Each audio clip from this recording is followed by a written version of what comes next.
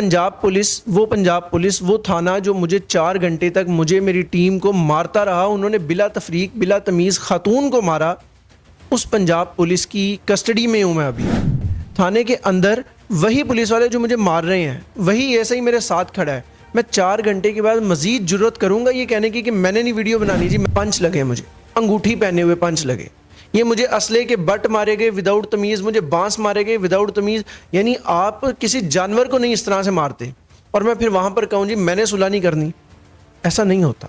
मुझे उन जूतों से, मुझे टेबल के ऊपर चढ़ के फ्लाइंग किक्स मारते थे वो एएसआई साहब। अस्सलाम वालेकुम नाज़रीन, आपका मेज़बान साइम राजपूत और आप देख रहे हैं पब्लिक पॉइंट न्यूज़। नाज़रीन कराम, हक और सच की आवाज़ को दबाया गया और इस कदर दबाया गया कि जब कोई सहाफ़ी हक और सच की आवाज़ के ऊपर बात करता है तो यहाँ तो वो मार दिया जाता है, तो यहाँ फिर उसके हालात बुरे कर दिए जाते हैं।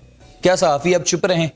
ऐसा ही अभी हालिया में हमारे साथ नुमान सलहरी साहब मौजूद हैं जिनके साथ ये वाक़या पेश आता है। इनको इस कदर मारा जाता है कि इनकी नाक की हड्डी भी तोड़ दी जाती है और सेकंड जो इनके साथ खातून एंकर होती है उनको भी पुलिस वाले मारते हैं। जी हाँ, मर्द हजरात की बात कर रहा हूँ, लेडीज़ तो कांस्टेबल होती नहीं ना, मर्द हजरात की बात कर रहा हूँ। नुमान सलहरी साहब हमारे साथ मौजूद हैं, बाकी की तफसीलात इनसे जानते हैं। अस्सलाम वालेकुम। वालेकुम सलाम। नुमान भाई कैसे हैं? अल्लाह का करम बेहतर। ये तब कैसी है आप?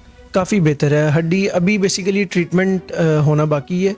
अभी फ़िलहाल डॉक्टर्स का ये कहना था कि सर्जरी के लिए ना आपको स्वेलिंग का उतरना पहले ज़रूरी है, तो अल्हम्दुलिल्लाह चूँकि टाइम 3-4 दिन गुजर गए हैं, काफ़ी तबीयत बेहतर है, लेकिन अब एक माइनर सर्जरी के साथ हड्डी जो है वो बेहतर होगी इंशाल्लाह। ठीक है नुमान भाई, मुझे ये बताएं कि एक वीडियो है जो कि सोशल मीडिया के ऊपर गर्दिश कर रही है और बहुत सारे लोग उसको ना नेगेटिव ले रहे हैं, यार ये तो नुमान भाई का नाक नहीं है, बाद में बनाया गया जैसे सहाफ़ी करता है।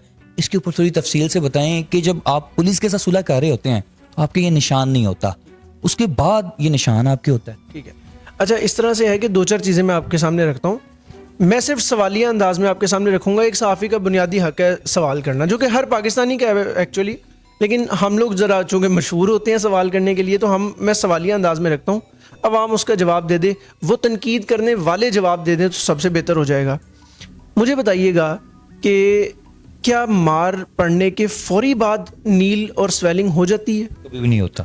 एग्जैक्टली अब आप जवाब दे रहे हैं, मैंने सिर्फ सवाल किया।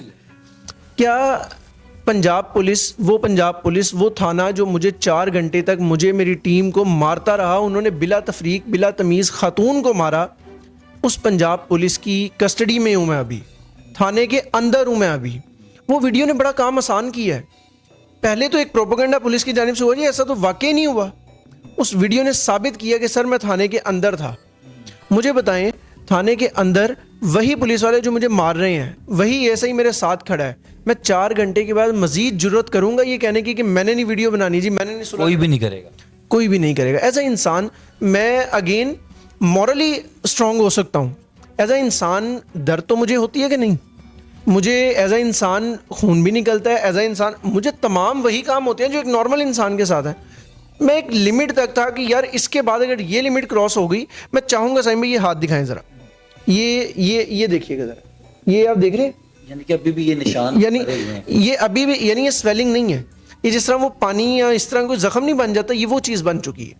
हुआ क्या, ये पंच लगे, मुझे अंगूठी पहने हुए पंच लगे, ये मुझे असले के बट मारे गए विदाउट तमीज़, मुझे बांस मारे गए विदाउट तमीज़।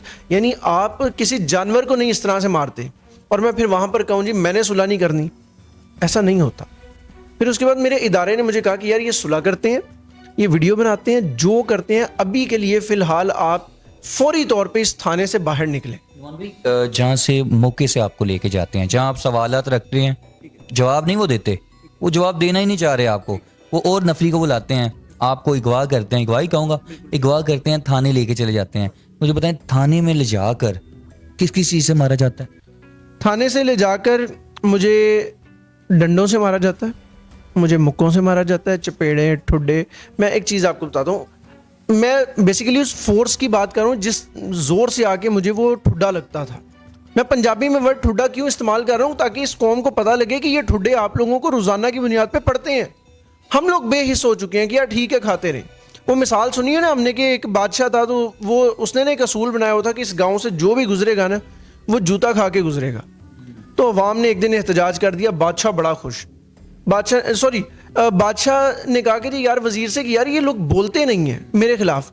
उनका सर ने फिर जुतियाँ मारना शुरू कर दो, ज्यादा मार दो। जूतियाँ मारना शुरू की, अवाम एहतजाज करने लग गई, रोज़ाना 7-7 जूतियाँ पड़ रही हैं, 10-10 जूतियाँ पड़ रही हैं।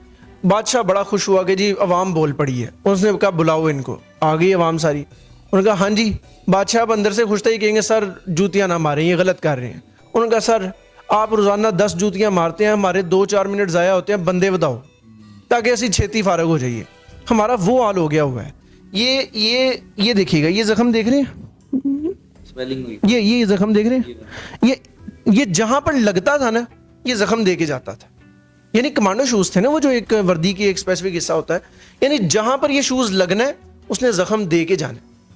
मुझे उन जूतों से, मुझे टेबल के ऊपर चढ़ के फ्लाइंग किक्स मारते थे वो ASI साहब। आप टीम में कितने लोग? हम बेसिकली 5 अफराद थे। एक वहाँ मौके पे फरार होने में कामयाब हुए। हम मीडिया से ताल्लुक़ रखने वालों को पता है सबसे इंपॉर्टेंट चीज़ होती है डाटा। उस शख्स ने देखा जब ये मामला आउट ऑफ कंट्रोल हो गया, उसने फौरी तौर पे डाटा रिकवर किया और वो भाग गया। उसकी वजह से बहुत सारी चीज़ें सेव हो गई। खातून थी, खातून को इन्होंने मोबाइल स्नैच किया, खातून ने इनकार किया मोबाइल देने से, इन्होंने स्नैच किया और उसको बाकायदा मारा चौक के अंदर। ये लेडीज कांस्टेबल थी? नहीं, ये बदकिस्मती से मर्द हजरात थे और सभी मर्द थे, यानी तकरीबन 15-16 अफराद थे, सभी मर्द थे, बावर्दी थे। आप इतने बदमाश हैं कि आपको पता है हम चौक में खड़े होकर खातून को मारेंगे, हम लोगों ये मर्द हजरात को, हमें भी मारें। आप चौक में खड़े होकर मारें, आपको अवाम देख रही है, आप CCTV कैमरास की मौजूदगी में मारें, आपको कोई परवाह नहीं, आपको पता है मेरा कोई कुछ बिगाड़ ही नहीं सकता। आप बदमाश हैं ना। इन्होंने उस खातून को उधर निहत्ती को छोड़ के हमें थाने लेके चले गए, उसको अकेली को छोड़ के। हम लोग रो रहे हैं कि भाई बंद रोड का इलाका है, सुनसान इलाका है, खातून को थाने ले आओगे, हमें पता हो गया इधर हमारे साथ मार खा रही है। ये लोग उधर छोड़ के आ गए। अब हमें थाने आके मार पिटाई शुरू की। अच्छा, सुलह वाली वीडियो पे मैं एक दफ़ा फिर आऊँगा। मुझे बताएं, अगर हमें इन्होंने कहा जी गलत फहमी की बुनियाद पे हम मशकूक समझते हुए इनको थाने लेके गए, आप होते कौन है मुझे थाने लेके जाने वाले? मैं दहशतगर्द हूँ? मैं मनशियात फरोश हूँ? मैं कौन हूँ? मुझे आपने देखते ही क्या सुलैर साहब हंसी तो तुहानू लभ रहे सी, सुलैर साहब मैं तुहानू जानना, ये अल्फाज उनके हैं। ये उनके हैं, मेरे पास रिकॉर्डेड पड़ी हैं ये सारी चीज़ें। अगर आप मुझे जानते थे तो मुझे थाने क्यों मशकूक समझ के लेके गए आप? सर क्या लगता है नुमान भाई ये चीज़? साइम भाई एक चीज़, आपने सुलह की, आपने ऐसा क्या किया था कि आपको सुलह करनी पड़ी? ये पॉइंट है। आपने ऐसा कर क्या दिया कि आपको सुलह करनी पड़ी है? आपने अगर लाके बिठाया, आपने बड़े मज़े से आपने कहा सर आप हमारे मेहमान हैं, तो आपने सुलह किस बात की है? आपने हालो बेहाल किया हुआ था। और लास्टली मुझे ये बताएं, साइम भाई मारने के बाद वही पुलिस वीडियो बनाएगी और क्या कहेगी, जी ठीक है खून खराबा आन दो, कोई गल नहीं। यानी वो सुलह कर रही है और वो कहेगी जी आप खून साफ ना करें, वो कहेगी आप खून समेत इधर आ जाएं, आप वीडियो के अंदर कोई मसले वाली बात, जख्मों समेत आ जाएं। आपको इतना साफ किया जाएगा कि किसी को शक नहीं होगा, आपके चेहरे के ऊपर जबरदस्ती मुस्कुराहट भी आएगी, आपके ऊपर सब कुछ आएगा। इकरार भाई, इकरारुल हसन को दुनिया जानती है, पाकिस्तानी दुनिया जानती है और एक अच्छा नाम है और वो नाम भी हक सच पे है। और उसके बाद इकरार भाई आप में नजर आते हैं कि लोग कहते हैं यार दबंग बंदा है, और अक्सर हमने आपको देखा है कि आप हक सच पे रहते हैं। मुझे बताएं, ये सब होने के बाद शाह चौधरी की एंट्री बीच में कैसे ले आए आप लोग? पहले तो रह गई बात इकरारुल हसन वाली, तो अगर आप लोग समझते हैं कि इकरार भाई वाला मकसद मैं अगर आगे लेके चल रहा हूँ तो ये मेरे लिए बाइसे फ़ख्र है, ये बल्कि ज़िम्मेदारी है कि इसको फिर निभाना पड़ेगा। लेकिन मेरा ज़ाती ख्याल है कि हम सबको सैयद इकरारुल हसन बनना चाहिए, हम सबको हक़गोई करनी चाहिए। हम सिर्फ एक पर डिपेंड ना रहें कि सैयद इकरार आएगा तो वो करेगा, नुमान सुलैरी आएगा तो वो करेगा, साइम आएगा तो वो नहीं। हम सब अपने हिस्से का किरदार अदा करेंगे ना तो सर ये निज़ाम, ये मुल्क ठीक हो जाएगा। सेकेंडली, शाहिद चौधरी साहब कहाँ से आए? अब सैयद इकरारुल हसन साहब हमारे सीनियर हैं, उन्होंने ट्वीट्स करना शुरू की जब उन्हें पता लगा कि यार हमारे साफ़ी भाई गिरफ्तार हैं, या गिरफ्तार भी नहीं, अगवा हो चुके हैं और पुलिस ने किया है और ज़बरदस्ती उनके साथ तशद्दुद किया जा रहा है, तो उन्होंने ट्वीट्स करना शुरू की। अब उनकी ट्वीट ज़ाहिर हाई ऑफिशल्स तक पहुंची, एक प्रेशर बिल्ड होना शुरू हुआ।